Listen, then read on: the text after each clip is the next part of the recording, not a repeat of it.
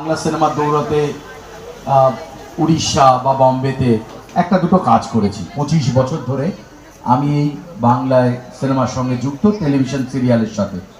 আমি প্রথম টালিগঞ্জ ইন্ডাস্ট্রিতে আসি 1997 সালে। তো 2000 সাল থেকে আমার কেরিয়ার শুরু হয় প্রফেশনালি। আমি পয়সা নিয়ে কাজ করতে শুরু করি। বাংলা সিনেমা একটা কলকাতা থেকে 75 কিলোমিটার দূরের একটা ছোট্ট গ্রামের ছেলেকে অনেক কিছু দিয়েছে, অনেক কিছু মানে তার কোনো শেষ নেই। কিন্তু 2004 সাল আমার জীবনে একটা বিরাট বড় পরিবর্তন এনে দেয়।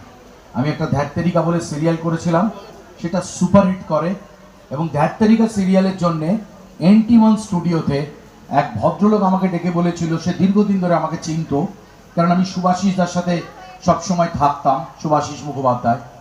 তো সে আমাকে বলেছিল, শুনলাম নাকি তুমি ভালো অ্যাঙ্কারিং করো, তোমার